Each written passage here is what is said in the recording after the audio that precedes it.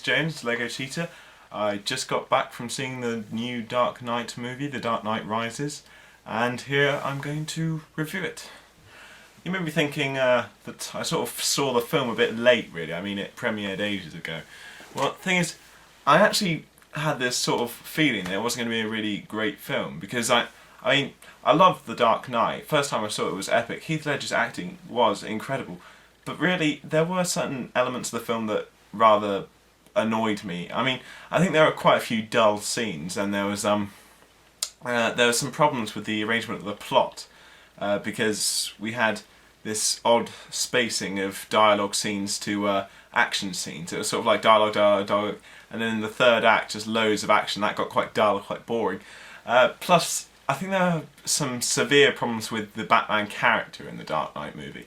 That took a lot of fixing, really, because we had, well, really, I don't think, the voice, let's start with the voice.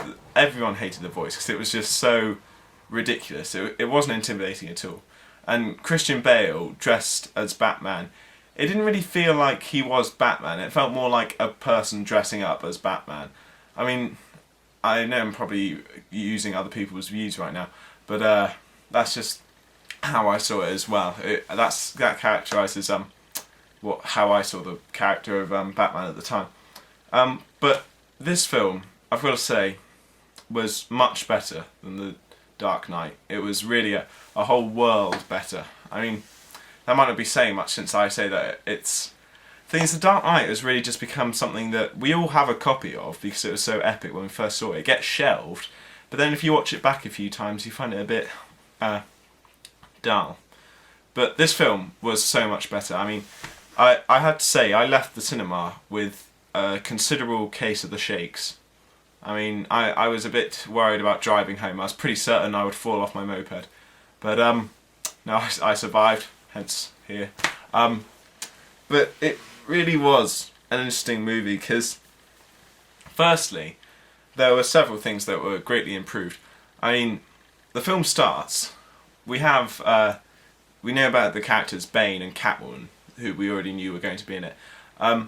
Bane has clearly already made a name for himself, and we have this interesting start of the film where we have three hostages, and their faces don't get shown. And I think it's quite obvious to everyone when we see these three hostages with their heads blinded, with their heads hidden, being put into this situation. We just know that they're going to have this mask taken off, and it's going to be one of them is going to be an important character. Just like it was very much like the beginning of Kingdom of the Crystal Skull, because we started off outside an airplane hangar with hidden hostages. Just point that out. But no, the reason why this film was so much better is because they fixed a lot of the problems that we had before. Like Batman, for one. I mean, when he first appeared again as Batman in the first scene, which actually he speaks a lot less, in fact in the first sequence he doesn't speak at all, which is good. Just trying to avoid him talking as much as possible because they know what people think. First time he appears, I really did actually feel like it was Batman. I genuinely felt, there he is, that's Batman. He's intimidating, he's respectable. I actually really liked the character first time I saw him again. I think the costume's been redesigned a lot as well. That looks a lot more intimidating. Like it looks a lot more like muscles that are going around his legs and his chest, and that's actually quite impressive, if anything. But there were a few faults in this. I mean, let's look into the character. I'm trying not to do any spoilers in the start of this review. I'm going to do some near the end because there are some parts of the end of the film which I do want to get into. But for the time being, I'm going to try and stay without spoilers. But I'll give a warning.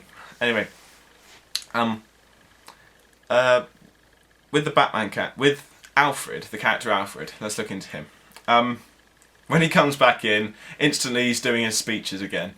He's got that brilliant thing where he always has a speech prepared, just a long, rambling speech, which often involves an anecdote. And that's actually brilliant, just because you do eventually just start thinking, Jesus, where do you think of all of these stories? But he was actually a really interesting character because we remember from the last film that Rachel wrote that letter saying that she had stopped waiting for Bruce and she was happy to choose Dent over Bruce Wayne, because that was another problem with the second film, not enough Two-Face. Yeah, because in the cartoon, a lot of the comics, not that I know too much about that, there's a lot more focus on the fact that he has a very severe split personality disorder, whereas in that it wasn't that heavily focused on.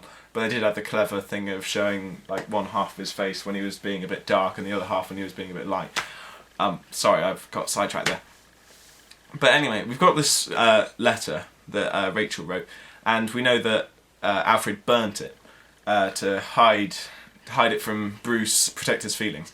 Anyway, now that Bruce is back being Batman, Alfred is horrified. He really doesn't want him to be Batman. He knows that he cares about him too much. In fact, that's something I don't really know too much about Batman, as I say, but there's one thing I've always thought about Alfred and Bruce's relationship, and that was that it was one of those relationships that would last forever. It was a strong, powerful relationship. He was his father to him. He replaced his parents. They would be together forever, and that's made it sound like a sexual relationship. Anyway, because he so badly doesn't want to, it's 8 years later. You must know this. You've probably read a synopsis. It's 8 years later, and Bruce Wayne has spent most of his time living in his mansion, but he went away for quite some time. He came back. He's been living in his mansion. He's a recluse now, basically. And Alfred is just saying to him, "Oh, why are you doing nothing outside of being Batman? That's why I'm afraid you're going to go back to being Batman, because you always said you used to speak about a life after being Batman, but now you have decided not to. You decided to just end your life with Batman." And Bruce says, "Well, yeah, I did have a plan of what I would do. Rachel was my plan. It was her. She was the most important thing to me. She was waiting for me, and I was waiting for her." But and so Alfred thinks that the best idea is to tell Bruce, is really to confess to him. I mean, this is a bit of not really a spoiler, but anyway, he tells him the truth. He says, he talks to him about the letter. This is a pretty early on plot point, so I'm not ruining too much. Anyway, Bruce, Batman, doesn't believe Alfred. He thinks he's lying to him, actually using the death of Rachel to convince him not to be Batman again. And he's furious, and he sends Alfred away. And watching that scene, watching this relationship that I always saw as so secure break down before my eyes, that actually brought some tears to my own eyes. I mean, I don't often cry at films, almost never.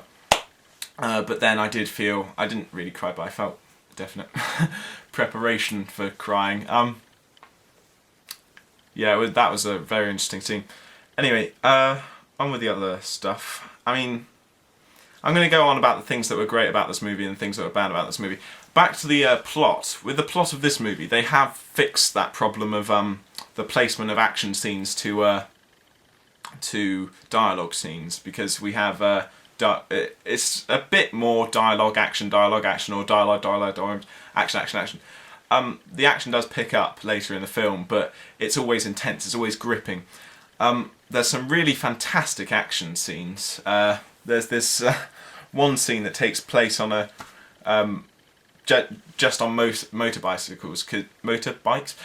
because obviously Batman still has the motorbike from his Batmobile, and the bad guys are all on motorcycles.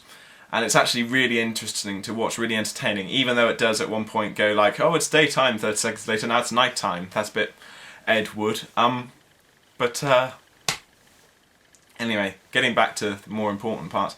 But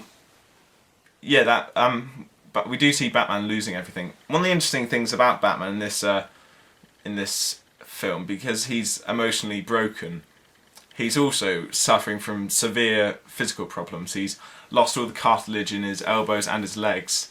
This is also a fairly early on plot point. He is physically and emotionally broken, as Christian Bale put it himself, as I saw in an interview. That is a very powerful bit for the character, but that's another thing about this film. That's why this film has got one up over The Dark Knight, because The Dark Knight evaluated and analysed everything. It went into every detail. It didn't just leave emotions to, you know, the audience's interpretation of the film. Whereas this time they did do that. They were ready to let you interpret some of the emotions, the fact that he is physically and mentally broken and this trauma he's going through. We don't get, it's not as explained as in the second film.